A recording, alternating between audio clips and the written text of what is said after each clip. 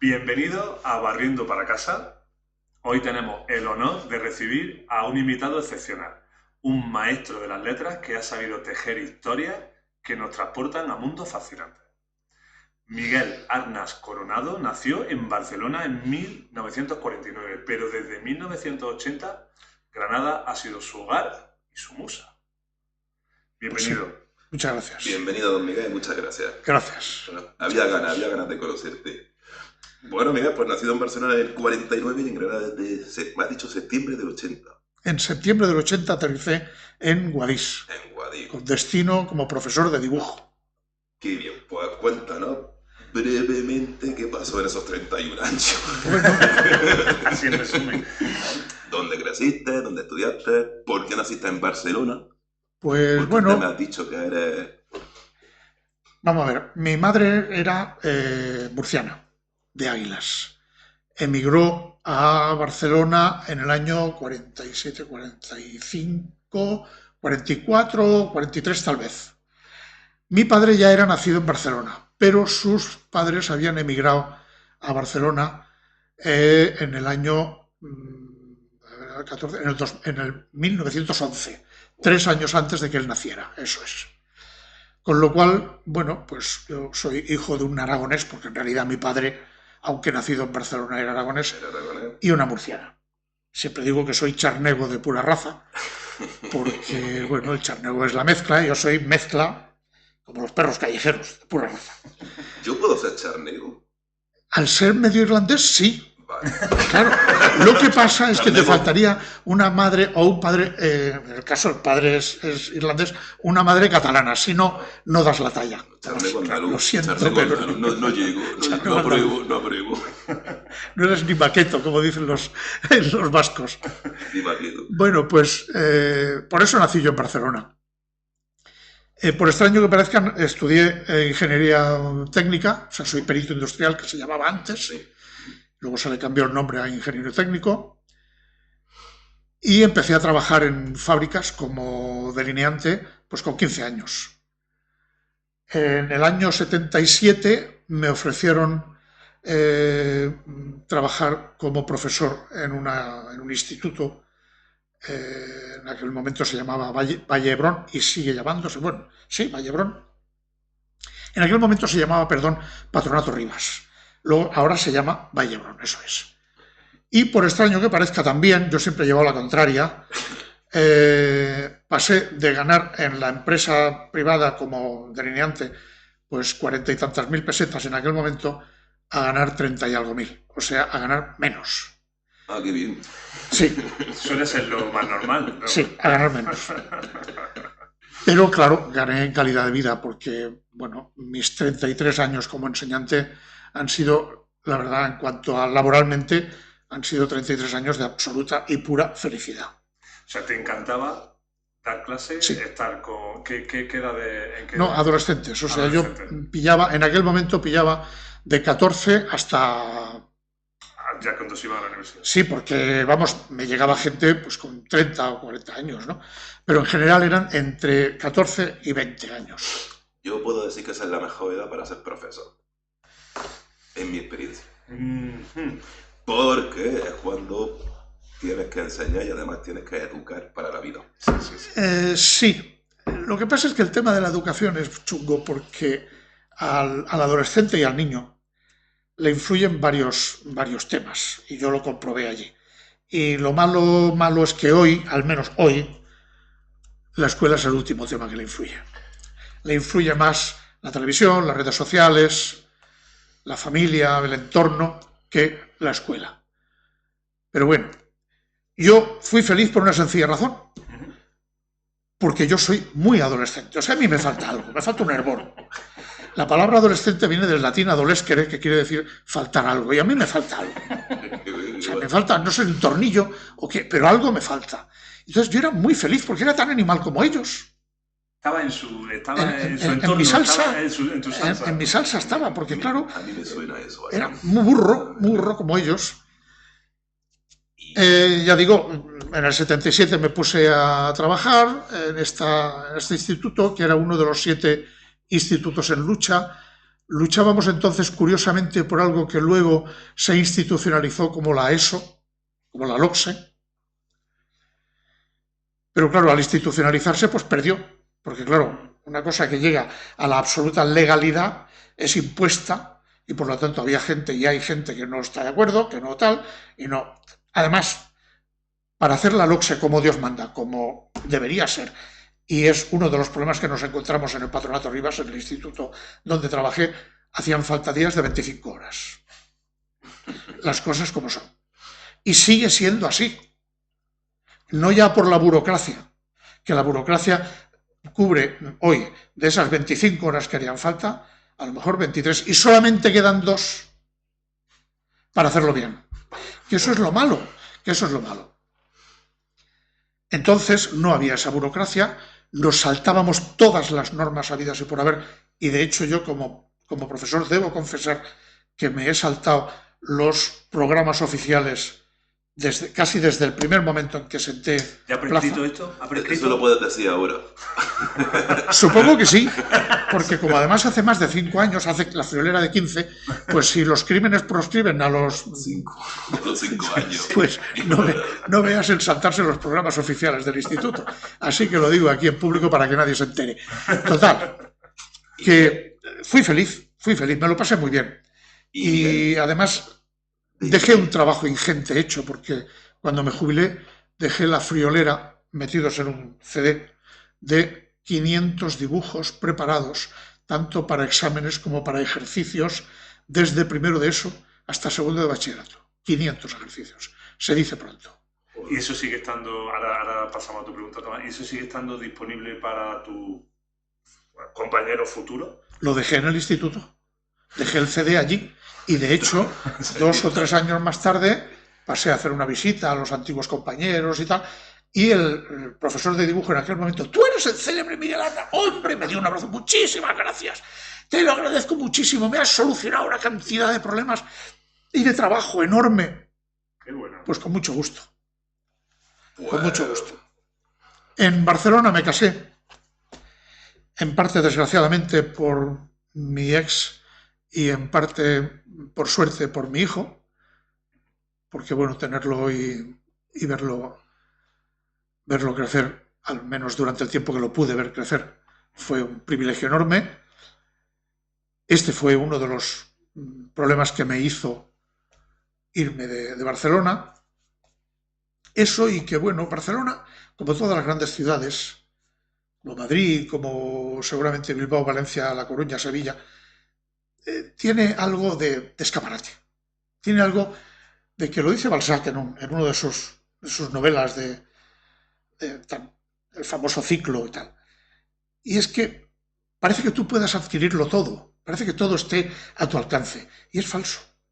No está a tu alcance. Y nada está a tu alcance. Nada está a tu alcance. En las ciudades grandes. Y en las chicas también, pero en las ciudades grandes parece que te lo exponen. Te lo ponen allí como si realmente tú fueras el amo del mundo y resulta que no eres amo ni de tu casa, que la tienes alquilada. Ni de tu tiempo. Nada, y menos de tu tiempo. Entonces, menos de tu tiempo. ¿Te hartaste un poco de Barcelona? Sí. Cuando llegué a Guadix pasé de Don Juan a Juanillo, muy típico español, además emigré pero al revés, todo el mundo hacía de Cataluña a Barcelona y yo hice al revés, por eso digo que siempre llevo a la contraria. Pero bueno,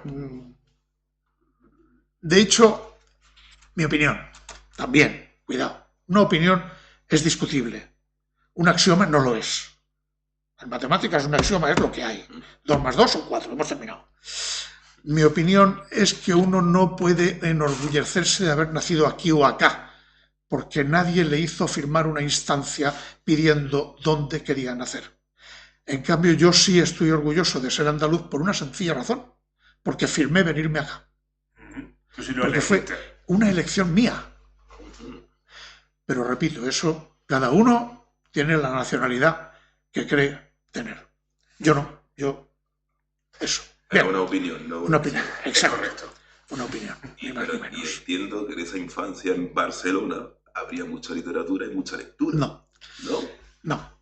Los curas donde yo estudié, yo estoy muy orgulloso también de haber estudiado con los hermanos de La Salle, no porque me lo hicieran pasar bien, ni porque fueran extraordinarios, pero sí me dieron una base, sobre todo científica, en física, en matemáticas, una muy buena base que luego me sirvió en mi oficio y curiosamente para esto también.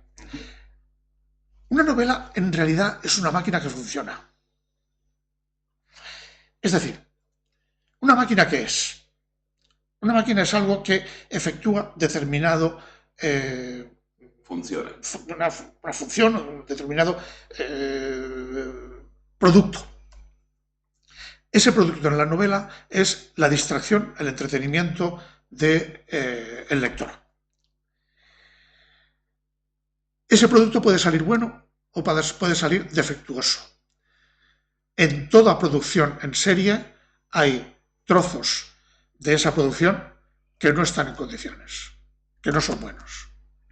Por eso los controles de calidad se hacen haciendo un muestreo de varias fases, de varias épocas, varios momentos de esa producción en serie.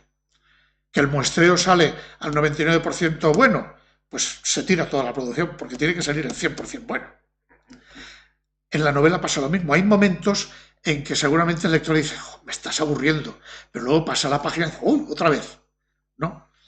El producto al final tiene que ser bueno, dejarle un sabor agridulce al lector y además hacerle que se enriquezca en algo, en ese producto que la máquina ha producido. Y ese enriquecimiento puede ser muy diverso, puede ser cultural, de todo tipo, puede ser de puro filosófico, de puro entretenimiento. ¿Por qué ha usado el adjetivo agridulce? ¿Perdón? ¿Por qué ha utilizado el adjetivo agridulce? Porque, vamos a ver, utilizo un símil. Hoy se ha puesto de moda lo que se llama autoficción, es decir, coger la propia vida y transformarlo en una novela. Y convertirlo en novela. A mí eso no me gusta demasiado. Tengo dos ejemplos que mira por dónde aquí han caído juntos, que son Bajo la encina, que en cierta forma yo hice autoficción. Fue la primera novela que se me publicó. Esta fue la primera novela en el año 2003 que se 2003. Pero no fue la primera que escribiste, perdón. No, fue la cuarta. Oh. Y que me la han publicado este año, que son 3 cuentos, digamos, aunque uno es una novela corta, que me lo ha publicado la Academia de Buenas Letras, lo mismo que este otro, que también lo publicó la Academia de Buenas Letras. Y en este Trenes, pues yo hago una narración de 3 viajes en tren, 2 completamente autobiográficos y un viaje en tren de mi padre en el año 39. Bien. Yo esto de la autoficción no me convence demasiado, porque normalmente el español, en esto de las memorias, los diarios, etcétera, no es sincero. El inglés sí se acerca más a la sinceridad. Uno lee los diarios de Samuel Pepys, que son una delicia de diarios, y uno llega a la conclusión de que Samuel Pepys era un hijo de la grandísima. Así de claro. Le pegaba a su mujer. Era un trepa, que no dudaba en pisar el cuello que fuera necesario para llegar a donde llegó, que fue secretario de Estado, o sea, ministro. Entonces el español siempre se presenta como un Quijote. Como una buena persona. O sea, como la luna, oculta la cara fea, y cuando la cara fea queda al descubierto, ¡puf!, le pone algo delante para que no se vea. Entonces, por eso a mí la autoficción no me convence.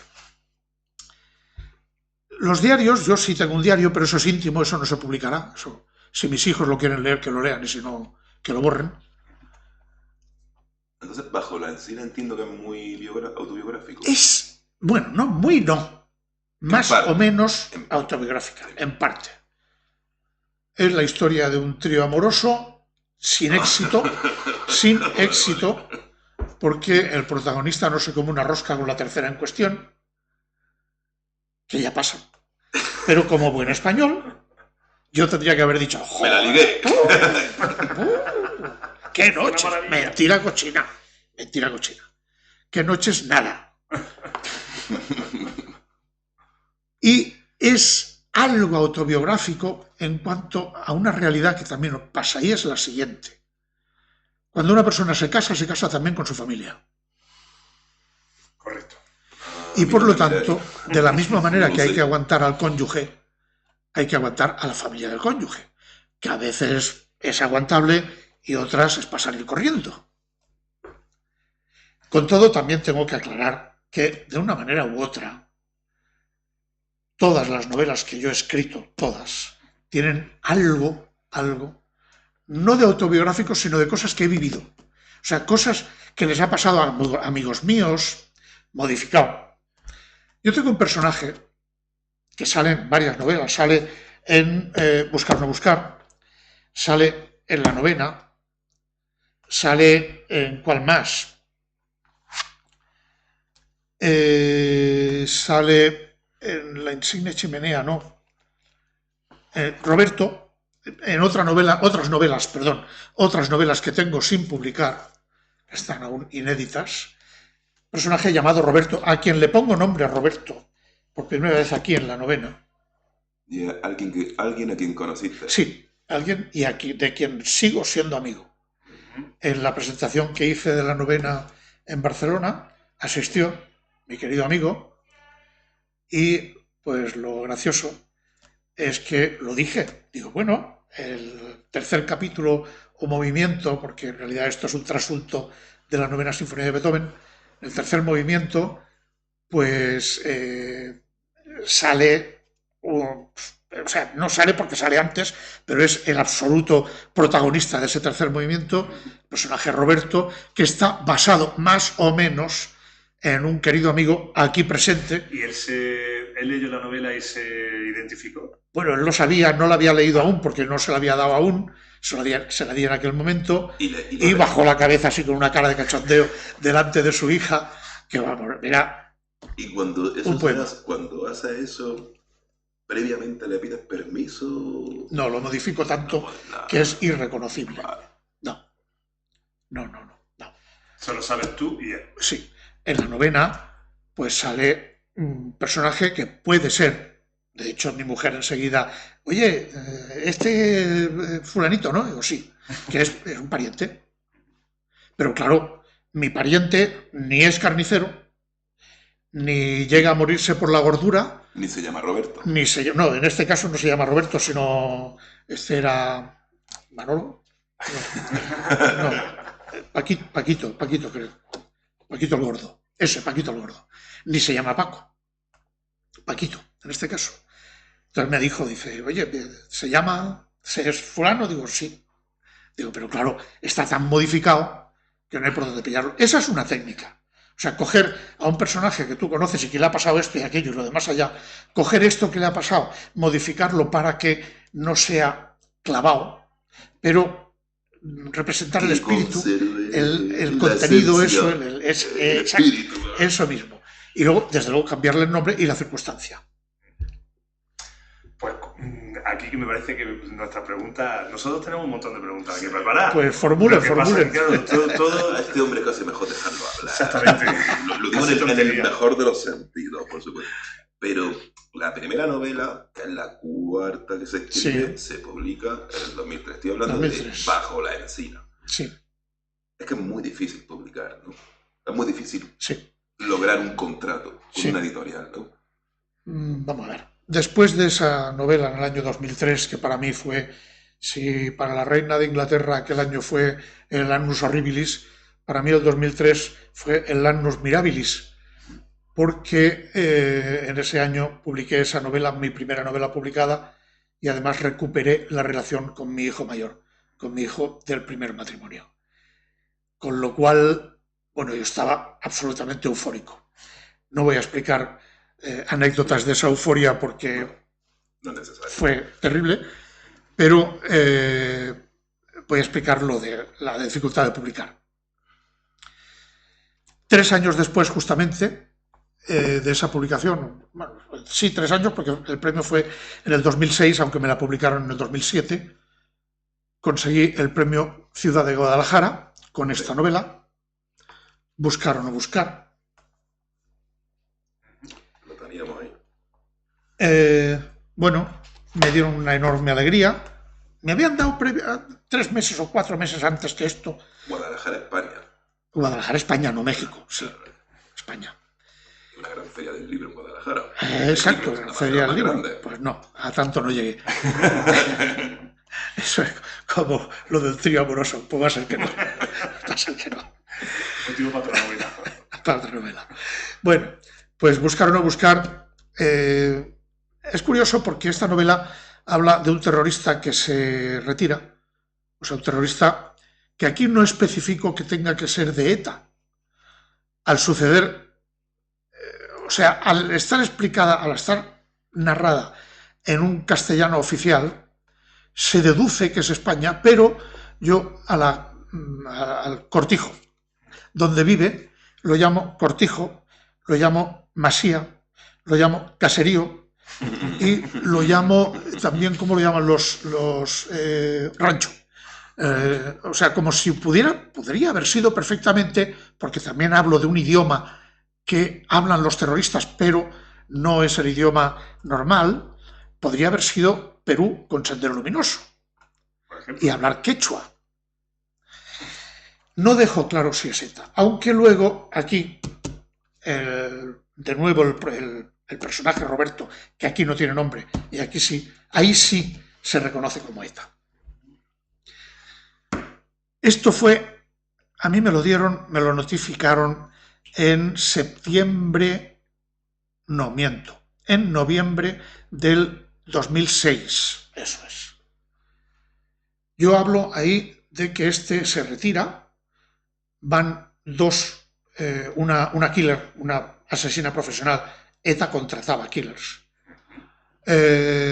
una asesina profesional y un antiguo etarra compañero de él de comando van a matarlo por la sencilla razón de que no se puede apartar, que le hicieron a Joyes. Es evidente. De ahí no se sale. De ahí no se sale. Eso es como una secta, que de ahí no se sale. Entonces se van a matarlo. Pero el tío, bueno, utiliza un truco que por si hay espectadores infantiles no conviene detallar, pero consigue librarse de la killer, a quien le pasa lo mismo que le pasaba a una famosísima etarra, la tigresa, que le gustaba acostarse con los que luego iba a matar. Entonces la killer él se libra de ella y también consigue, emborrachándolo, librarse del otro. Pero de pronto, cuando huye, se entera de que ha habido una tregua de la organización y vuelve para convencer al otro y decirle: mira, vamos a ver, no seas burro, vuelve al país, que te den un ministerio de perreras, el que sea, algo, un cargo, consigue algo y déjate de hacer el tonto de venir a matarme. Y el otro: no, yo tengo una orden y yo he venido a matarte. Hasta que al final aparece el hijo.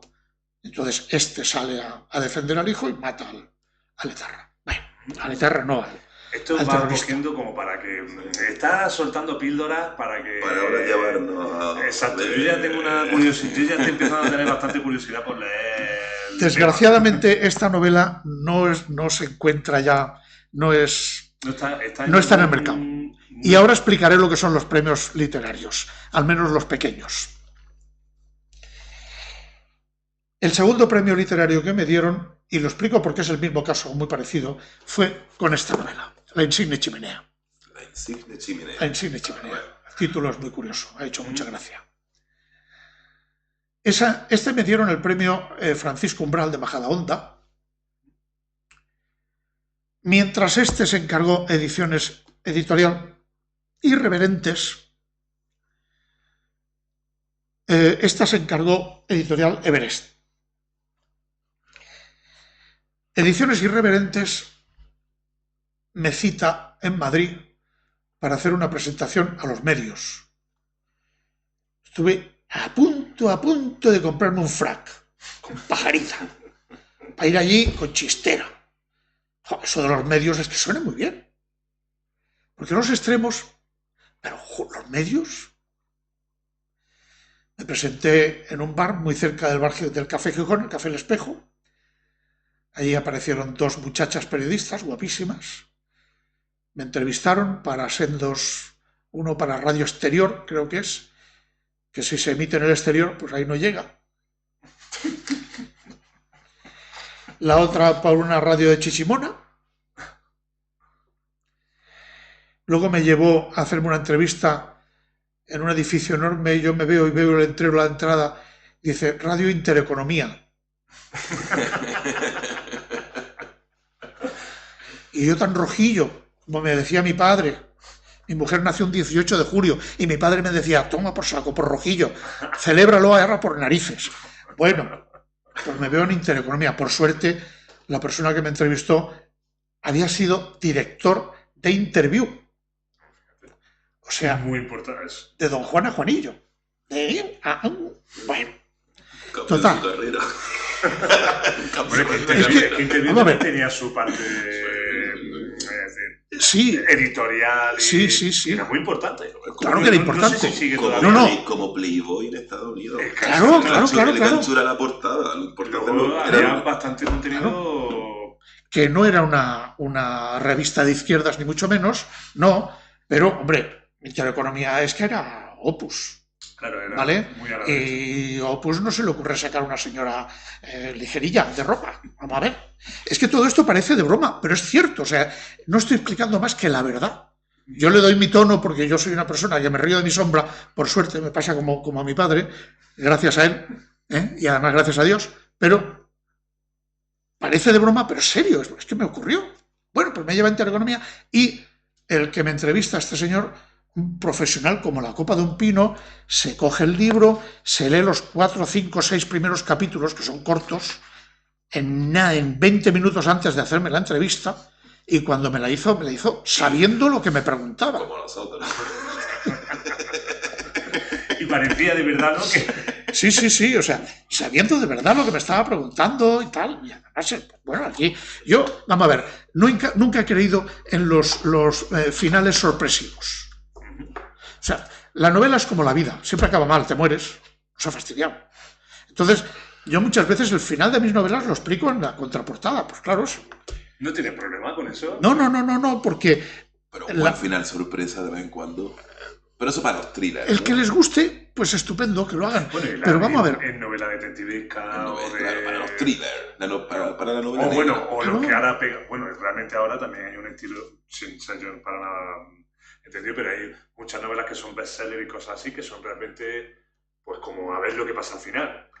Sí, es que no sé cómo o al ver cómo pasa ese final que ya conoces, porque por ejemplo en la novela histórica, el que lee una novela histórica, pues ya sabe que Carlos I murió de la gota, pero a ver cómo se muere. Claro. ¿Verdad? Sí. Yo creo que eso es lo importante. La primera novela de la historia que se conozca son dos, la Ilíada y la Odisea. En los dos, el lector de entonces como el de ahora saben cómo acaba. Lo importante, como decía Cavafis, es que las cosas buenas te ocurran en el viaje a Ítaca. Eso para mí es lo importante de verdad. Qué bueno que eso a mí se me viene a la mente por intentar un poco... Hace poco escuché que, por ejemplo, el tema de la Odisea y todo esto, realmente casi todos, muchísimas de las obras, casi muchísimas de las cosas que se hacen, se basan en esa obra. Es como una base para cualquier cosa que quieras tú contar. La base de la cultura griega. Claro, evidentemente es la base de la cultura. Pero que de la misma historia, al final tú haces una película de lo que sea y pasa por todas esas fases. Incluso están como delimitadas por muchos como apartados que pasa al final todo el mundo por ese... Claro. Durante el siglo XX y ahora el siglo XXI ha habido excepciones muy buenas por una razón. Porque, a ver, si con la fotografía la pintura tuvo que cambiar, porque ya hacer un retrato, pues no había más que poner la cámara y el flash aquel con el potasio que hacía... Pues con el periodismo también la novela tuvo que cambiar. O sea, el realismo cambió. Y en el siglo XX, por ejemplo, nos encontramos con novelas pues como la de Machado de Asís, que resulta que sucede al revés. O sea, el tío explica cómo se muere al principio y entonces va explicando su propia historia hacia atrás, hasta que es joven y tal, ¿no? Pero es que hay una película, Memento, ¿verdad? Christopher Nolan. De Nolan, que resulta que está contada al revés y sobre todo cada escena empieza con cómo va a acabar esa escena. Es buenísima esa película. Me la apunto porque hace mucho tiempo que no la he visto. Y la puedes ver en el sentido contrario, con una narración lineal. Lineal, claro. Existe un montaje lineal. No está tan guapo, no está tan chulo. Y ahí voy a un tema que a mí me apasiona, que es la estructura narrativa. Pero estábamos hablando de los premios. No, Miguel, disculpa, estábamos hablando de si era muy difícil publicar una novela. Sí. En el 2003. Pero a partir de los premios, claro, a mí ya me dio por publicar, porque claro, si escribes y no publicas, es como el travesti que se acicala en una isla desierta. Y dices, ¿para quién me acicalo? ¿Para quién me pinto los morretes? Vamos a ver, eso no tiene sentido. Pero claro, eso te cuesta los dineros. Pero primero quisiera hablar de estos dos premios. ¿Qué pasa con las editoriales? Muy sencillo. Que las editoriales, tanto esta como la otra, cobran del ayuntamiento o la diputación que patrocina el premio y luego se desentienden. Y han publicado, te dan unos cuantos ejemplares, a lo mejor hacen una mínima distribución, si es que les preocupa. Esa distribución, como tú no eres conocido, el librero pone el libro en el último momento y a los 3 meses, en el último estante, y a los 3 meses la devuelve al editor. El editor aún debe tener algunos ejemplares de esta, si no los ha reciclado, que es lo más probable. De esta me llaman cuando antes de editarla, no, después de editarla me dicen, vamos a distribuir la novela. Digo, qué bien. ¿En qué ciudades quiere usted que se distribuya? Inmediatamente contesté, la primera, Granada. Porque yo tengo aquí amigos aquí que posiblemente quieran comprarla y leerla. Acto seguido en Barcelona, porque yo tengo amigos allá. En Madrid, porque mis hijos... En Sevilla, en aquel momento mis hijos estaban viviendo en Sevilla, no en Madrid. Digo, y luego, pues lo normal, pues tal. A Granada no llegó ni un solo ejemplar. Bueno, claro, cuando aquí en Granada apareció... Bueno, Bajo la encina me la publicó esta, la primera la primera. La publicó el ayuntamiento. Es más, hasta me pagaron una cantidad un poco mínima. Pero bueno, pues yo no... Vamos a ver, yo todo esto no lo hago por dineros. Yo, repito, es como el travesti que se acicala. O sea, ¿para qué lo hace? Para que lo miren. En la charla que diste, no cobra el día del libro, la Plaza 1 de Mayo, dijiste, a los escritores no nos gusta ser comprados, nos gusta ser leídos. Yo estaba en el público. Estabas en el público. Pues ni más ni menos. Prestando atención. Nos gusta ser leídos, comprados. Si yo con mi pensión tengo lo que yo necesito. O simplemente que intentas que llegue al máximo número de personas por el gusto de que la disfruten. Pero Miguel, ¿con qué edad más o menos empezaste a escribir? Pero escribir en serio, no escribir en tu tiempo libre, cosas así. Escribir en serio, novelas, de dedicarle tiempo. No, vamos a ver. En mi tiempo libre, inevitablemente, por una sencilla razón. Por el trabajo. Por el trabajo. Porque yo trabajé entre los 15 y los 65 años. O sea, perdón, y los 60 años. Me jubilé con la jubilación LOCSE, que alguna virtud tenía que tener la LOCSE. Y es la jubilación a los 60. Yo empecé a escribir pues casi con 17, 18 años, poemas, como todo el mundo. Escribí cuentos, algunos, 9 o 10 de ellos los publiqué, 10, en un libro que se llamó 2 poemas y un fracaso, que no lo he traído porque me da vergüenza. En el 79. En el 79, efectivamente, también a mi cuenta, o sea, pagándolo yo. Bueno, en realidad lo pagó mi padre, pobretico. Y bueno, me da mucha vergüenza porque están mal hechos, están mal redactados. Yo entonces no me había venido a Andalucía, donde me habéis enseñado a hablar. Esto parece una butade, pero no es ninguna butade. Aquí se habla muy bien. acabo de leer una novela maravillosa de un tipo que se llama Andrés Ibáñez, madrileño. La novela es soberbia. Tiene la gran virtud de no ser perfecta. O sea, de tener fallos. Y dices, coño, qué bien. Pero comete una cantidad de leísmos. Él le vio. Dices, que le vio. Aquí poner lo que cada uno quiera. Nosotros en Andalucía se tiene claro, es que él lo vio. O sea, no, perdón, fue a verlo, no a verle. Por ejemplo. Se supone que la mayor creación lingüística del castellano andaluz es el noniná. El noniná. El noniná es la no solo eso, trinidad de la síntesis. Y no solo eso, sino cualquier historiador de la lengua española te dice que el español en el siglo XV tuvo dos desviaciones, que fue el castellano y el canario andaluz. El canario fue heredero del andaluz y toda Latinoamérica heredó el andaluz, no el castellano. Por eso, un cubano, compañero, ¿cómo habla un cubano? Esa O tan profunda. Es que tú oyes hablar a un canario y lo dice exactamente igual que un cubano. Entonces, Miguel, ¿tú no opinas que hay que tener una cierta edad para poder escribir? Sí. ¿Sí opinas? Sí. Hay cráneos privilegiados, como Rimbaud, como el que hizo Fuego en la sangre. No, Raymond Roussel, no me saldrá el nombre. Raymond Radiguet, que también tenía una historia parecida de homosexualidad como de Rimbaud, y que murieron muy jóvenes y dejaron una obra enorme.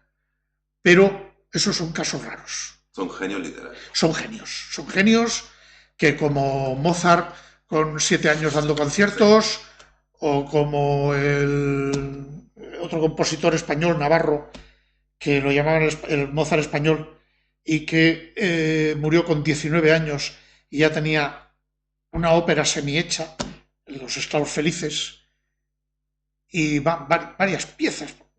Es que no recuerdo ahora bien, y no me acordaré porque el Alzheimer ataca. El Alcacelser, como dice un amigo mío. El Alcacelser. Pero es un compositor español, Navarro. Bien. Esos son raros. Hay que haber vivido un poco. Sí, sobre todo que te haya dolido. O sea, que la vida te haya dolido. Para cualquier arte, el que sea. La vida duele porque tiene que doler. Porque claro, nos ha fastidiado. Es que tiene que doler. Es un drama que acaba en una tragedia. Claro. Tenía yo una alumna de origen ruso, la madre era rusa, Karpova, y esta muchacha, que era un encanto de mujer, en cuarto de eso dibujaba unos niños gorditos como los de los angelotes de Murillo, preciosos, y claro, le tuve que poner un 10 en dibujo porque era mejor que yo. Las cosas como son. Si hubiera habido más notas, pero lo hubiera dado. Pero se lo dije. Digo, cuando te duela la vida, pintarás mejor, dibujarás mejor. Eso es así. Claro, antes lo estábamos hablando Tomás y yo, que también a lo mejor pueden ser buenos escritores hablando de lo que conocen en ese momento, de su vivencia hasta los 20 años, pues habrá vivido lo que haya tenido que vivir. Con 20 años no se ha vivido poco sobre un hombre de 50, ¿no? Pero vamos a ver. Pero aunque se haya vivido poco, pero si sabe escribir bien, va a hablar de lo poco que haya vivido, lo va a saber escribir bien. No sé si me explico. Claro. Se ha vivido en casa. No sé.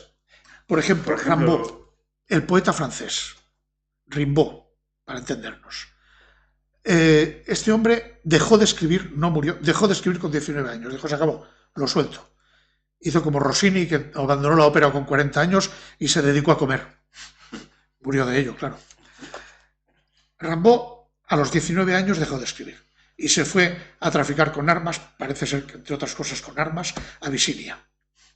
Entre otras cosas. Que con 19 años un ser humano me escriba moi et un autre, yo soy otro, yo es otro, no es lo mismo, yo es otro, jolín, es que es llegar muy lejos, ¿eh? Qué curioso. Y hablando sobre este tema, por ejemplo, ¿qué autores contemporáneos te interesan? o te parecen relevantes ahora mismo. Pero es para un poco darle una pista a la gente, no evidentemente apartando los clásicos y la gente, sino contemporáneos. Contemporáneos. De ahora. Bueno, ya he dicho que acabo de leer esta Andrés Ibáñez, me ha dejado patidifuso. Apuntado queda.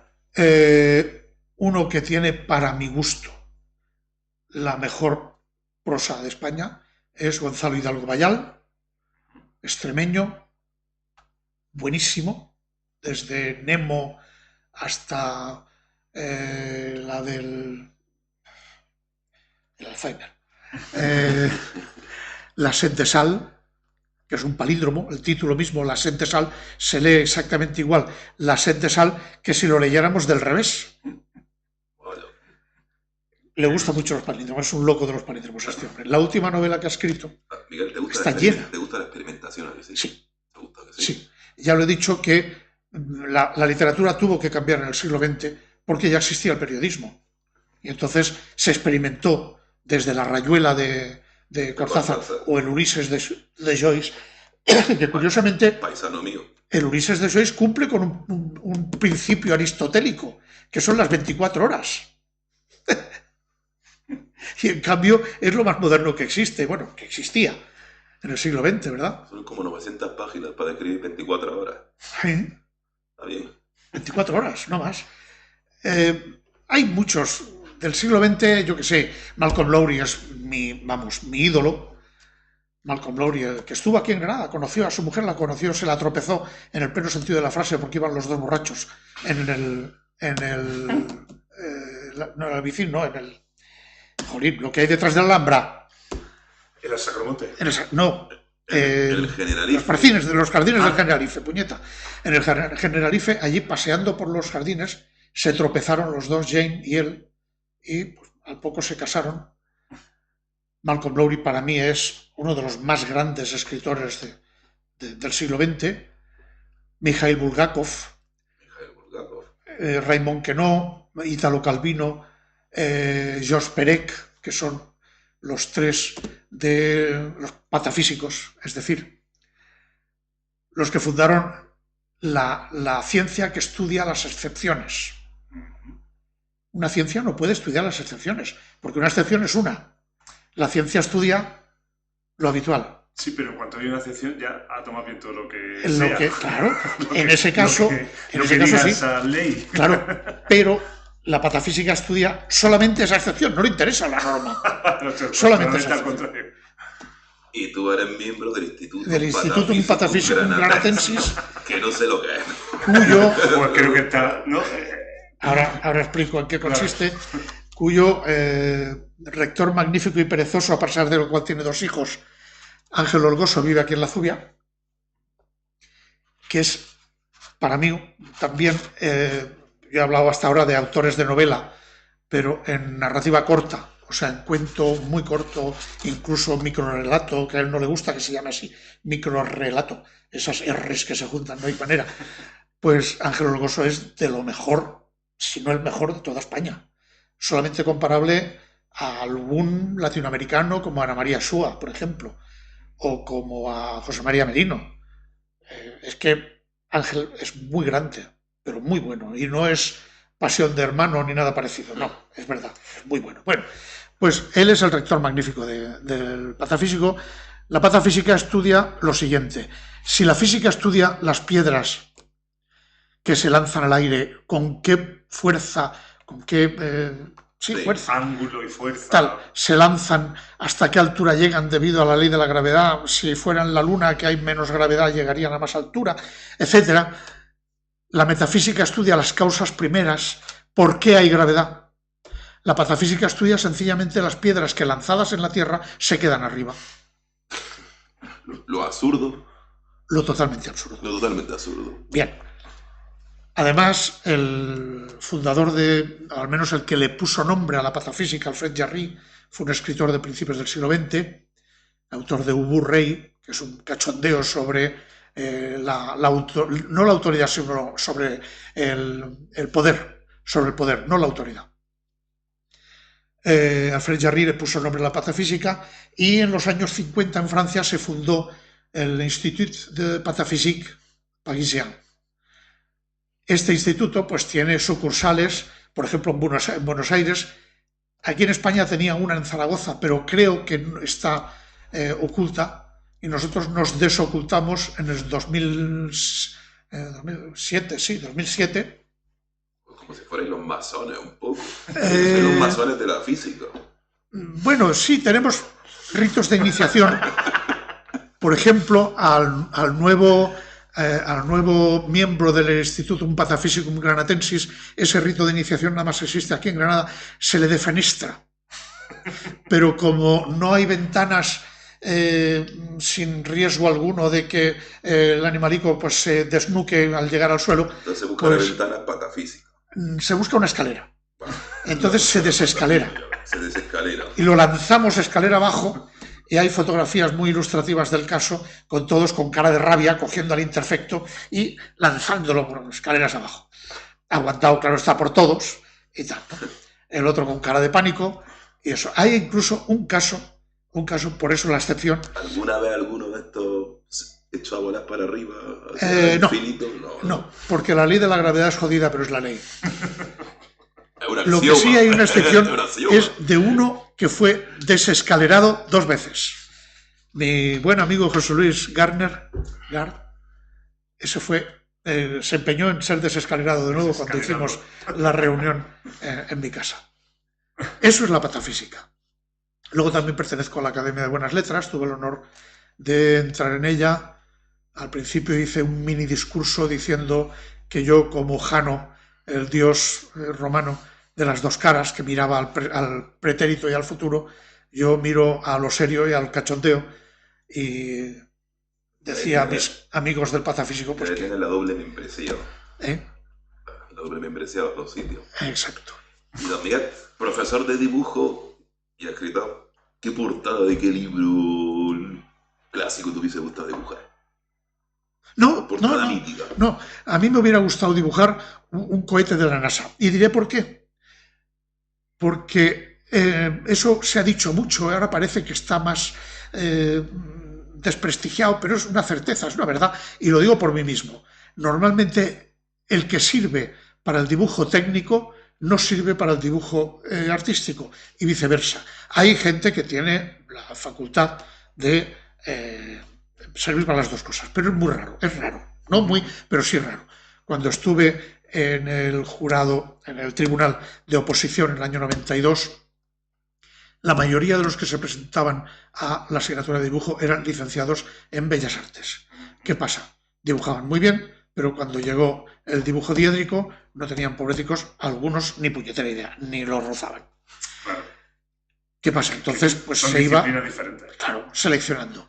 La LOCSE, una de las virtudes que tuvo fue esa, unificar a los de dibujo técnico de la FP con los de dibujo artístico de la ESO, y de dibujo medio artístico, medio ya más técnico en el bachillerato. Que es exactamente igual que si a un profesor de inglés le hubieran dicho: usted a partir de ahora va a dar chino. Total, sí, es igual, es un idioma, es lo mismo, hombre. Lo mismo. En fin. Curioso. Nadie como un político para hacer barbaridades, pero bueno, en fin, así fue. Y mira, otra pregunta, por ejemplo, curiosa. ¿Qué libro te da vergüenza reconocer que has leído? ¿Que he leído? ¿Qué te gusta? No, más que has leído, porque has podido leer cualquiera. ¿Pero qué te gusta?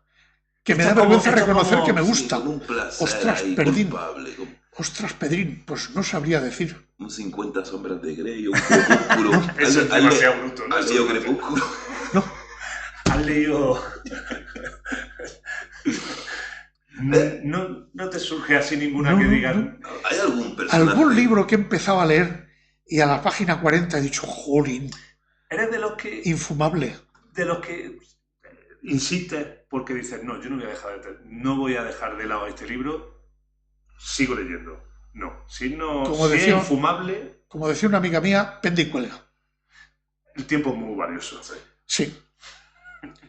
He participado en jurados también de premios, un par de ellos nada más, o 3, y hay algunos, un cuento se lee en Plis Plas, pero algunas novelas o libros de colecciones de cuentos, digamos, que uno, por ejemplo, empiezo a leer y le presentó a su joven y bella hija y dice, no. Se ha acabado. ¿Ya para qué quieres más? No hace falta seguir. ¿Ya para qué? Miguel, ¿y hay algún personaje literario universal que te hubiese gustado ser? Es que, más que literario, mira, me hubiera gustado correrme una juerga con dos personas. Mozart y Lorca. Con Mozart yo creo que habría disfrutado como un enano de las barrabasadas que hacía, porque era muy divertido. Era un tío, tenía algo de ludopatía, parece ser. Parece ser era que... un gamberrete. Pero era gamberro. Bueno, en la novela, en la película Amadeus. Se exagera, francamente. Pero era un tipo que sabía animar una reunión de aquellas de los aristócratas tan serios y tal. Y el tío se ponía y sabía animar. Y Lorca, ¿para qué te cuento? O sea, nada más el Ignacio Capdepont, su hermano y él, en la tertulia del Rinconcillo, que transcurría ahí en el bar este que hay al lado de la... No voy a hacer publicidad, pero en el bar que hay al lado de la Fuente de las Batallas, en el chiquito, pues ahí detrás de la columna, en el Rinconcillo, ahí tenían una tertulia, Lorca, el hermano y varios, Gallego Burín. Exacto. Y uno que fue alcalde de Granada también, Gaspar no era, bueno, es igual. El hermano y él. Se inventan un personaje, Ignacio Capdepont, le atribuyen unos poemas que no eran poemas, eran ripios, y llegan a proponerlo a la Real Academia de la Lengua Española. Y los de la Real Academia de la Lengua Española se lo tragaron. Pasó exactamente igual que con otro admiradísimo mío, que es Max Haupt, que tampoco es un escritor perfecto, pero que lo que hace es soberbio. O sea, esas imperfecciones que uno dice, ¡qué maravilla! Es como un coche muy guay, pero que esté pintado que dices, ¡qué horcerada! Pero bueno, es igual, es que es guay. Bueno, como era todo gas. Exacto. El chiti bam bam, pues lo mismo, que vuela. El Hyundai Coupé de la literatura. Pues Max Haupt se inventó un personaje que era Josep Torres Campalans, un pintor catalán. Hizo una biografía falsa, claro.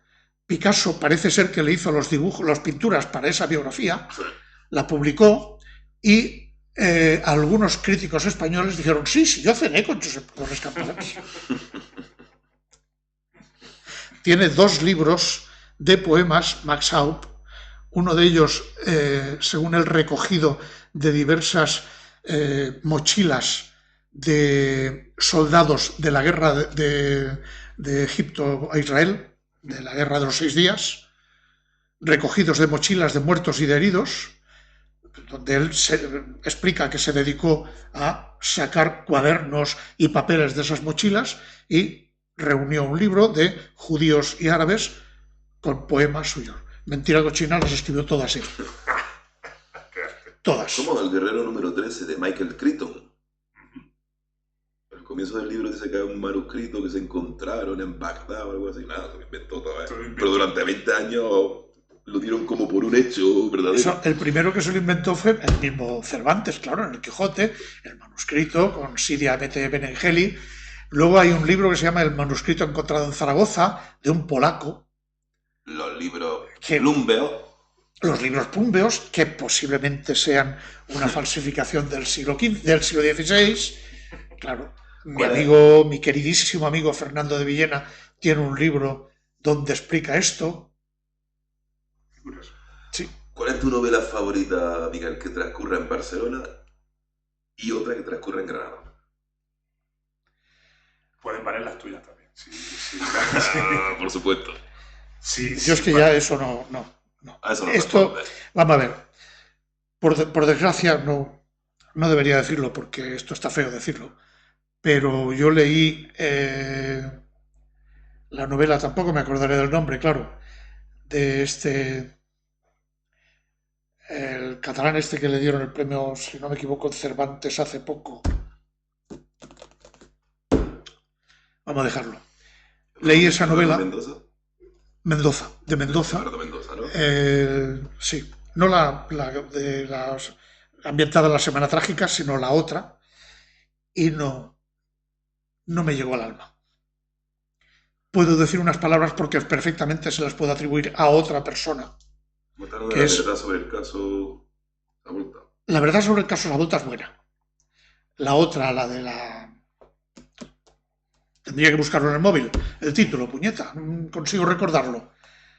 Pero esas palabras que dijo otra persona y yo se las escuché, por lo tanto no es responsabilidad mía, a Ignacio Echevarría le escuché decir que Mendoza es un buen novelista que escribe mal. Y verdaderamente el español de Mendoza es un poco romo. Entonces, tiene mucha fama la novela, mucha gente ha disfrutado muchísimo, sí, se puede disfrutar el gran mucho. Escritor que escribe sobre Barcelona. Pero, precisamente como reacción a esa novela, se me ocurrió a mí escribir esta, nada que ver, porque yo no puedo competir con un señor como Mendoza, pero escribí esta. Esa es la que nos enseñaste el día del... Sí, porque esta... ejemplar, el Ayuntamiento de Cájar tuvo la gentileza enormísima de comprar 30 ejemplares para el club de lectura y bueno, que a mí con el editor, por lo que ahora explicaré, el editor pues me solucionó el asunto porque resulta, hablábamos antes de la dificultad de publicar, los editores pequeños te cobran, no es que te cobren por publicar, sino que tienes que comprometerte en los primeros meses a vender 75 ejemplares en el caso de Nazarí. Claro, si no tienes 75 amigos a quienes endosárseles, además con la costumbre que hay en Granada, que es de regalarnos los libros unos a otros, pues entonces, claro, los amigos no te compran porque ya se los has regalado, evidentemente. Hay quien, con mucha honradez, recibe el libro tuyo que se lo regalas y se lo dedicas y además compra otro para regalarlo él a una tercera persona, pero normalmente no es así. Entonces, esta pues fue la que el Ayuntamiento de Granada, efectivamente. Esta novela nació conjuntamente como una sola novela con esta. Las dos eran una sola. Lo que pasa es que cuando empecé a escribir esta, me di cuenta de que esto se me iba de las manos. Y entonces acabé esta, aunque luego la reduje un poquito, la modifiqué y luego escribí esta aparte. Pero si aquí la historia es la del padre, Roque San Ramón, aquí es narrada, o al menos el protagonista, digamos, el protagonista más importante, porque no hay uno solo, esto es una novela coral, el narrador es un muerto, que aquí lo matan. El protagonista principal es el hijo de Roque San Ramón, Ulises San Ramón Mena. De todos los libros que tenemos aquí, ¿cuál ha sido el más difícil de escribir? El primero. Nos. Bien, cuando yo publiqué Nos, o sea, cuando yo escribí Nos, me dieron una beca del Ministerio de Cultura para acabar la novela durante un año. Es exactamente igual que los crímenes de la mafia. Es decir, el mafioso te dice, fulano, tienes que matar a Mengano, y te da la mitad. Cuando ya lo has matado, te da la otra mitad. Bueno, pues con esto el Ministerio de Cultura hacía exactamente lo mismo. Una presión que no veas. Curiosamente, luego he hecho amistad con alguien que estaba en aquel momento, junto a Francisco Ayala, precisamente, que estaba en el jurado de la adjudicación de esta beca. Mi amigo Jesús Moreno Sanz estaba entonces como funcionario en el ministerio, bueno, funcionario no, como era cargo político, si no me equivoco, del Ministerio de Cultura y estaba aquí en Cultura, en el libro. Bueno, pues me la premiaron con esa beca y tal, pero no conseguí publicarla.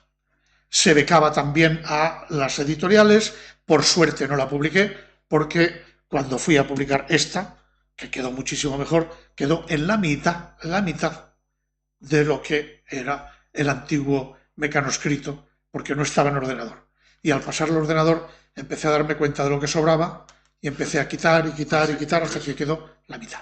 Porque tú, ¿qué tipo de... ¿Cómo trabajas tú? ¿Cómo trabajas? ¿Cuál es tu rutina o cuál es tu método? ¿Hay papel ¿Te y lápiz? encierra? ¿Cómo? ¿Hay papel y lápiz todavía? Hay papel y lápiz. Ya, yo escribo directamente en en ordenador. de campo en mitad de la naturaleza. No. Cuando vivía en Barcelona y en Guadix también, pues yo tenía piso alquilado y bueno, yo intentaba aislarme todo lo que podía y... Necesitaba aislamiento, ¿no? Necesitaba... Sí. Y en general pues lo conseguía. Gracias en Barcelona, los primeros meses sobre todo de mi separación, a mi queridísimo amigo Ángel Gallego, que llegó a casa en un estado pobretico y que consiguió superar una dependencia en mi casa. Y luego se portó conmigo como la persona que más me ha respetado y más me ha querido, creo yo. Y meto en ello a mi mujer, que ya es decir, que más me ha respetado en la vida. Este amigo, pues, bueno, cogía a mi hijo, se lo llevaba de paseo cuando me veía escribir, o incluso cuando me veía escuchar música. Ya aquí en Granada tuvimos la gran suerte de poder comprar con una hipoteca demencial en aquel momento, pero tuvimos la gran suerte de comprar una casa aquí en Cájar, aquí en el J, en Residencial J, y ahí tengo bajo a donde os invito cuando queráis a ver mi sala de máquinas. Yo voy mañana o pasado, así. Pues pásate, si puedes, también por la casa de Roma. En la hora del bocadillo, si es que te paras para el bocadillo, pues llamas a casa y entras. Y entras a verla. De eso tenemos que hablar. ¿Qué te pareció Caja cuando llegaste? Tranquilo. Sí. Estoy volviendo para casa. Entonces yo no tenía aún montado el escritorio abajo, aunque sí, ya me metí abajo, puse mi mesa y mi silla y ya está, y los 4 libros casi en cajas aún, como podía, vamos. Pero me llamó mucho la atención que yo me asomara al balcón que da al jardín de la familia Puertas, enfrente, que están emparentados con Francisco Ayala. De hecho, una hija fue apadrinada por Francisco Ayala. Y está el magnolio que sale en las memorias de Francisco Ayala. Que el pobretico magnolio está muriéndose, es una lástima porque no lo podan y está en muy mal estado. Y yo no sé si desde aquí llamar al ayuntamiento, a la diputación, yo que sé, a la OTAN, que lo arregle.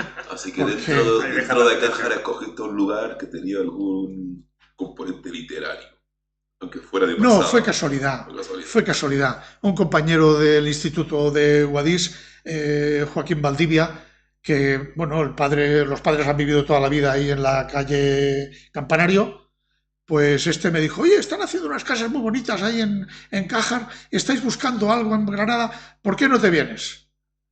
Y yo fui a verla, me gustó, dijo, oye, está bien, al menos la estructura, porque era lo que había, estructura de hormigón, tiene buena pinta.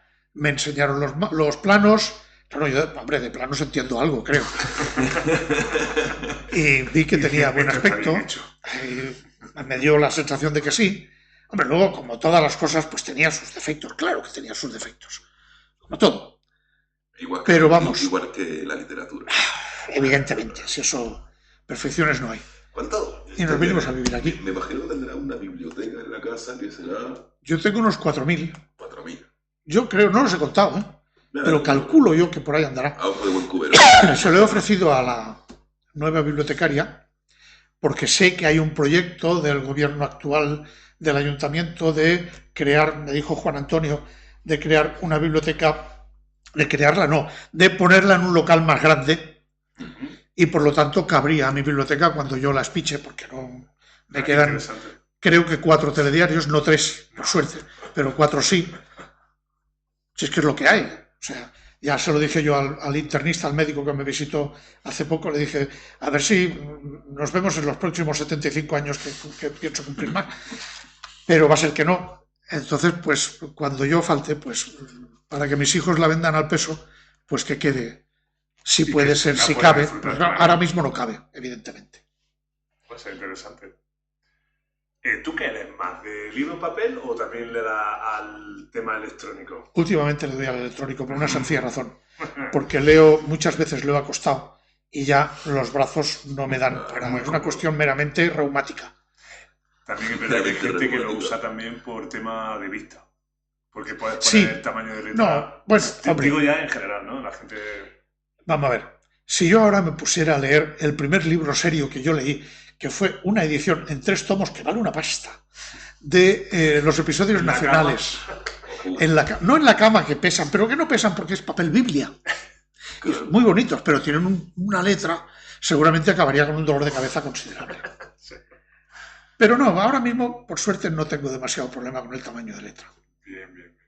Pero no es lo mejor, ¿no? La Kindle, ¿no? Para el escritor. Hombre, uno de los evidentemente. Del escritor. Lo que pasa es que a la fuerza ahorca. Kindle, si dices Kindle 5 veces delante del espejo. Pero yo tengo un ebook. Un escritor muere. Curiosamente, un ebook que se lo regalaron a mi mujer. Y mira por dónde ella no lo usa, yo sí. A ella no le gusta nada y yo sí lo uso. Bueno, al final es leer y el dispositivo que se llama... Claro, eso es como el ordenador. Otro amigo académico, Antonio Enrique, que vive en Guadix, me decía, es que se nota mucho los que escribís en ordenador y tal, porque las frases son más cortas. Yo sencillamente le contesté, digo, te reto a diferenciar mi estilo entre lo que he escrito ahora con ordenador directamente y lo que escribí antaño, por ejemplo, o esta. Este amigo tuyo sería un nostálgico, porque ¿quién ahora no usa el ordenador para escribir? No solo eso. Unos pocos, no sé. No solo eso, sino que cuando te tiene que firmar un libro, Antonio Enrique... ¿Con máquina de escribir? Al principio sí. La primera versión fue con máquina de escribir. Y buena parte escrita. Y esta fue totalmente escrita a mano y luego pasada a ordenador. ¿Y tienes algún tipo de opinión respecto de lo que se viene o está con el tema de la inteligencia artificial? ¿Tú crees que...? Ahora mismo no, porque no tengo ni idea. Por eso, pregunto por si tuviera alguna idea, no sé, de cómo crees que va a evolucionar eso o en qué va a afectar a los creadores. Pero realmente ahora mismo con la inteligencia artificial tú le puedes decir, pues mira, escríbeme algo que se parezca o que tenga el estilo de... Pon el nombre que tú quieras y te gestiona el tema. Tú piensas lo siguiente. Podríamos hacer un experimento de meter... Introducir 4... Dice, y házmelo como... Por ejemplo. Tú piensas lo siguiente. Si en 30 o 40 años tú dirás, mozo, una cerveza, y vendrá la robotita y te extraerá la cervecita. Además no se le va a caer, porque fíjate, eso tiene una estabilidad de muerte. Pues si los camareros y camareras pueden ser sustituidos por un robotito, pues los escritores seguramente también seremos. Pero claro, ¿qué tipo de literatura crearán? Pues muy sencillo, la ya hecha, es decir, la experimentación. Sí. La que espera la gente claro, compres. Claro, exacto. O sea, la que la gente le entretiene.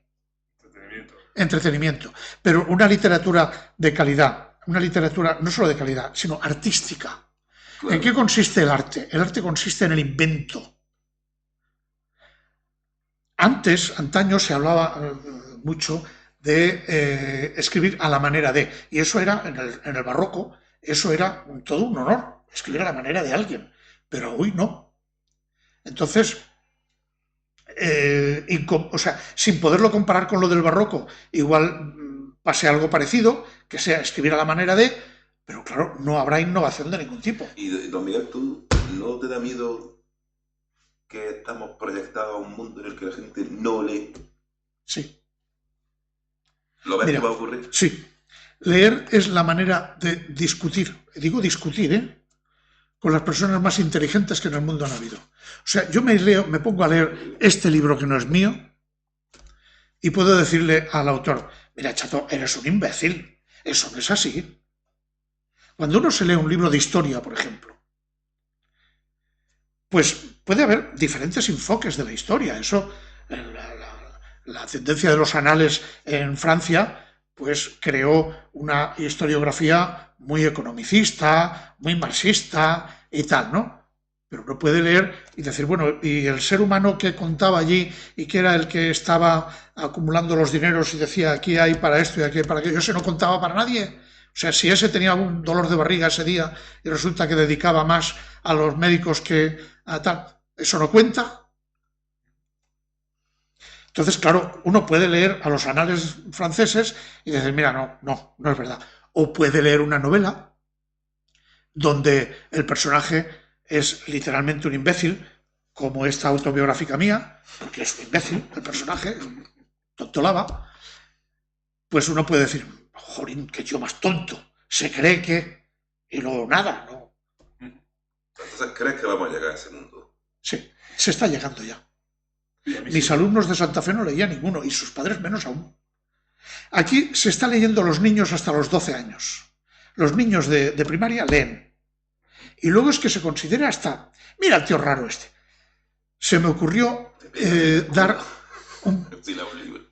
un cursillo, digamos, un taller de creación literaria en un colegio aquí en La Zubia, en el Cierno Galván. Yo nunca había tenido alumnos a niños. Había tenido adolescentes, pero niños no. Hombre, no es que haya una frontera y dices, mira, hasta aquí es niño y partir de aquí. No, pero yo tenía ahí niñas y niños que ya eran casi adolescentes, pero no del todo, y tenía luego alumnos en mi instituto que eran aún niños. Y al final a estos chavales se los dije, seguir leyendo. Digo al final porque nada más les pude dar 2 clases, porque luego vino la pandemia. Mire usted qué suerte. Y les dije, seguir leyendo. Os llamarán raros, pero es mejor que os llamen raros que vulgares. También puede ser que a lo mejor la lectura que tiene que leer ese niño tiene que ser algo que le interese de alguna forma. Lo hacen en las escuelas de primaria. Ya llegar a lo demás. Lo que a lo mejor no le puedes poner a un niño al Quijote, un tostón ya. De una lectura muy compleja y que no tiene ningún sentido para él. Tú déjalo que proponle lecturas que puedan, ¿no? Que puedan llegarle, que empiece a coger el hábito de la lectura, luego ya irá investigando a él, ¿no? Porque un libro te lleva a otro, que otro libro te lleva a otro. Eso es cierto. Y se está haciendo. ¿Qué pasa? O no investigará. Pero bueno, es que también a mí me gusta poner, generalizar, a mí personalmente, no me gusta generalizar que todos los niños no leen. No, habrá unos niños que no lean nada porque en su familia no tengan un entorno propicio para leer, y luego hay también muchos jóvenes que hacen muchas cosas y que son gente interesante y personas interesantes. Sí, no me gusta generalizar, a mí personalmente... Lo que pasa es que mi experiencia ha sido la que ha sido. Luego están las estadísticas. Y luego las excepciones. Y luego las excepciones. La media, la mediana. Exacto. ¿Sabes? Mírate el fin de semana. ¿Dónde está este fin de semana? Que me ha encantado. En Villanueva de los Infantes, en Ciudad Real, donde supuestamente arranca el Quijote. Sí. El Quijote, la mejor novela de todos los tiempos, no lo sé, pero ¿cuál es para ti la mejor novela de todos los tiempos? Sí, posiblemente el Quijote. Pero después del Quijote hay unas cuantas que me alcanzan. Vamos a ver. Esto no es como los coches. No es como los coches. Y te lo digo desde mi otra cara de ingeniero. Un Bugatti era un coche muy bonito. Si habéis visto la película Isadora, por Isadora Duncan, no. Bueno, es una maravilla. Esta mujer cogió, uno de sus amantes la invitó a darse un paseo con un Bugatti, tenía la costumbre de llevar un fular, el fular se le enganchó en la rueda del Bugatti y la ahorcó. Pero independientemente de la desgracia que significó para Isadora Duncan... Como historia es buenísima. Como historia es preciosa. Y está ya en la película, que la hizo Vanessa Redgrave. Y aparte se quedó esa palabra de Bugatti, yo creo que se quedó en los anales de la literatura, del lenguaje común, ¿no? Sí, o sea, es un buen coche ha sido un Bugatti. De hecho, los gitanos dicen un buga. Un buga. Exacto, buga. O sea, voy a robar un buga. Eso eran algunos alumnos míos de Barcelona que eran... delincuentes, en Barcelona yo tenía unos cuantos. Se hacían ahora que lo puedo decir después que han pasado tantos años, pero las ganzúas se las hacían en el taller de mecánica. Pues ellos decían un buga. Cada uno aprende, tiene que buscar una motivación para que el alumno aprenda. Ni más ni menos. O como yo decía el otro día, que cada uno se suicida según Dios le da a entender. Bueno, pues el Bugatti es un coche precioso. Para mi gusto, uno de los coches más bellos que se ha hecho nunca. Pero vamos a ver, es un coche que tú lo puedes poner a 150, 180 km por hora. No sé cuánto alcanzará. Pero ahora tú compáralo con los coches que se gastan en Fórmula 1.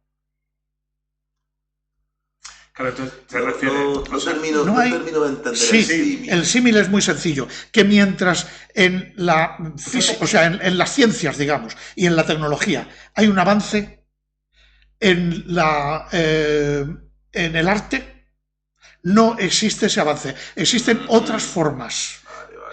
Perdona, pero entonces, pues te replanteo la pregunta. Para ti, ¿cuál es el Fórmula 1 de la literatura y cuál es el Bugatti de la literatura? Para mí el Fórmula 1 de la literatura podría ser perfectamente Bajo el volcán de Malcolm Lowry. Perfectamente podría ser ese.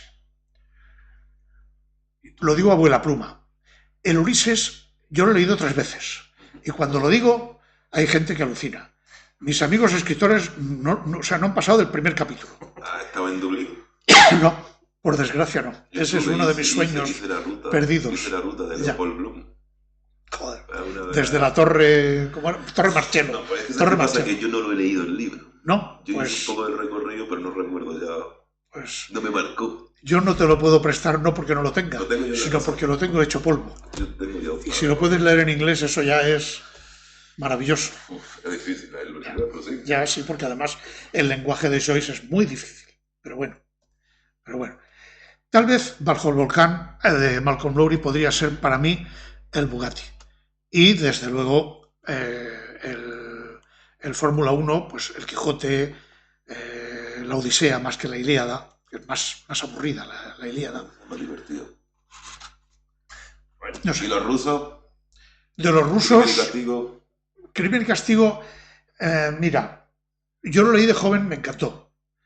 Intenté volverlo a leer hace 3 o 4 años y me costó bastante más. Suele pasar, ¿no? Se suele decir que los clásicos rusos hay que leerlos cuando tienes 20 años. Sí. En cambio, Ana Karenina sí me la pude leer entera. Pero esa es una aventura por Siberia con la Ana Karenina. Sí, di una conferencia aquí en Huetor Vega sobre los 4 adulterios en 4 novelas curiosas, ¿no? La Madame Bovary, la Ana Karenina, la Regenta, la española, y luego hay una casi desconocida, que no es desconocida, pero de un portugués, que es el primo Basilio, de esa de Queirós. Esa de Queirós se le conoce más por otras, pero el primo Basilio es una auténtica delicia. Qué maravilla de entrevista. Estamos aprendiendo de literatura la más grande también. Tendríamos que hablar de... Yo es que soy muy viejo y por eso he leído mucho, porque me ha dado mucho tiempo.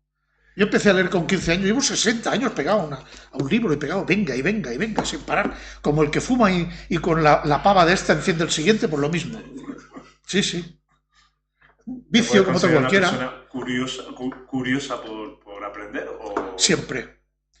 Yo me moriré deseando aprender a morirme. O sea que será fastidiado, pero será así. Pues no quiero yo ser el que corte el tema, pero realmente es que, claro, podríamos estar hasta las 8:30. Por eso, entonces ya vamos a hacer una serie de programas con este hombre. Este hombre tiene mucho que contarnos. Por ejemplo, podemos recordar, creo que iba a sacar ese tema, ¿no? Recordar que... Sí, porque aparte de la literatura y el dibujo, ¿qué pasa con la música? La música, Dios mío. Mi padre quería que yo fuera músico. ¿Y toca algún instrumento? No. Empecé a estudiar violín. La pluma, toca la pluma. Sí, bueno, tengo una ópera para silbido, como dice Voltaire. Voltaire en el Cándido dice, ¿escribe usted algo? Dice, sí, una ópera para silbido. Es un gran libro, Cándido o el optimismo. El optimismo, sí, señor. Pues me faltan apuntes. Empecé a estudiar música con 10 años. 10 años. Y empecé a estudiar solfeo y violín. A los 3 meses de estudiar violín, o sea, recién empezado el curso, en Navidad, pillé primero una neumonía, luego me operaron de amígdalas, estuve fastidiado, luego a consecuencia de la operación de amígdalas pillé un asma, ese es uno de los motivos por los cuales me vine al sur y no me fui a otro lado, a La Coruña. Para los asmáticos no. A los asmáticos La Coruña va a ser... Entonces, pues, dejé de estudiar el violín. Llegué nada más que a rascar y a hacer miau miau, porque mi madre decía que parecía un gato y era verdad. Pero estudié 5 cursos de solfeo, pero los tengo completamente olvidados. Me cuesta leer una partitura, me cuesta mucho. Pero me quedó un gusto enorme, heredado también de mi padre, por la música. Y mi obsesión, sobre todo desde que escribí el discurso de entrada, y no me lo he traído, el discurso de entrada a la Academia de Buenas Letras de Granada, mi obsesión ha sido la comparación entre las estructuras musicales, la fuga, la estructura sonata, el concierto, la sinfonía, 4 movimientos, o sea, que viene eso de la suite de danzas barroca, el cuarteto, el trío, etc. Esta tiene un título, ¿dónde estás, corazón? No, la otra blanca como esta, no, la que es como esta. El concierto triste para trío y coro, ahora, estaba debajo, estaba escondido. El concierto triste para trío y coro, que no habla de música, en cambio el título es musical y sí tiene una estructura musical. Y eso ha sido mi obsesión. Y ya el sumum de esa estructura ha sido la novena, que sigo exactamente la estructura de la novena sinfonía, que a mi entender, según mi propio análisis, tiene 4 movimientos, que son el primero, trasunto de la quinta sinfonía, que es lo heroico. El segundo, trasunto de la séptima sinfonía, que es lo orgiástico. Lo primero yo lo asimilé a los años del franquismo, esa heroicidad de aquellos que de una forma u otra estuvimos o estuvieron en las organizaciones clandestinas. El segundo es lo orgiástico, que fue la transición, eso, la suelta. El tercero, que es un trasunto de la sexta sinfonía, que es lo bucólico. Y nada más que os pongáis y se ponga quien vea esto a escuchar esos 3 movimientos, cómo empiezan, uno se da cuenta de que, hostia, pues este tío tiene razón. Esto parece heroico, esto parece orgiástico, esto parece el juego, esto parece así como muy bucólico, muy del campo, qué bonito. Y el cuarto movimiento es el himno de Europa, es Europa, pero también la muerte. De hecho, aquí sigo, uno de los temas que sigo es la maldición que parece haber de los músicos que escriben la novena sinfonía, su novena sinfonía, y se mueren. Le pasó a Beethoven. Podría decirse que le pasó a Schubert, aunque no está nada claro, porque el pobre hombre, como no estrenó en su vida ninguna sinfonía, no estrenó nada el pobre, pues puede ser que fuera la novena la última o puede ser que fuera la 10ª, no está claro. Le pasó a Bruckner, le pasó a Dvorak y le pasó a Vaughan Williams. Hay una especie del Club de los 27. A Mahler, por supuesto, perdón. Hay una especie de Club de los 27. Sí, o sea, hay una especie de maldición, sí. Sí. No lo sabía. Mahler, su mujer, le dijo, no escribas la novena que te mueres. Y escribió una obra que es una sinfonía también, pero él le tituló La canción de la tierra. Y entonces ya no le quedó más remedio porque seguía vivo que escribir la novena sinfonía y se murió de una septicemia. Qué curioso. Pues creo que tenemos que ir cerrando el programa. Puede ser que la cosa otro día continúe, otro capítulo. Yo ahora pregunta tiene que ser... no le vendo mi tiempo a nadie, así que estoy disponible. Como hemos hablado de la vida y la muerte, ¿cuál sería un epitafio? No sé. Oyó, leyó, amó. Como Julio César, Vini Vici, lo mismo. Pero eso, mis 3 pasiones, en todos los libros lo pongo. Lo importante de todo esto en su vida ha sido la satisfacción proveniente de 3 apoyos que unidos forman un plano geométrico: el amor, la literatura y la música. Oh, bien, maravilloso. Me parece una guinda. Se me ha ocurrido ahora. A este pastel que hemos comido esta tarde. Ha sido de verdad un verdadero placer. Igualmente, he estado muy a gusto. Y creo que, bueno, hemos rascado un poquito de tu vida, que era lo que nos interesaba, hemos charlado, nos hemos pasado bien. No se puede pedir más. Hemos barrido para casa un poco, y hacerlo. Exactamente, ¿qué más quieres? Hemos barrido para casa. Y yo espero que la gente que vea el programa, pues que tomen interés. Con el título este de Barriendo para casa, me acuerdo de un amigo en Barcelona y luego está viviendo aquí en Motril, medio en Motril, medio en Madrid, homosexual que decía que él, como homosexual, cosía para la casa, que era la expresión para decir que era homosexual. Como otros dicen, entiendo o entiende. Cosía para la casa. Pues nada, muchísimas gracias, un placer. Ha sido de verdad un placer tenerte. Ha sido un placer también mío, enorme. Charla. Muy bien. Nos veremos por la Encantado. Nos veremos por la Jota. Por la Jota, nos veremos. Que te pases por ahí cuando quieras, ya te lo digo de verdad, ¿eh? No te lo digo. A la hora del bocadillo, si quieres pasarte a hacerme una visita. La Jota es uno de los símbolos. Hombre, a no ser que sería, mira por dónde no esté. La Jota es uno de los símbolos de la Real Academia. Así que, guay, que tú calles y a la Jota.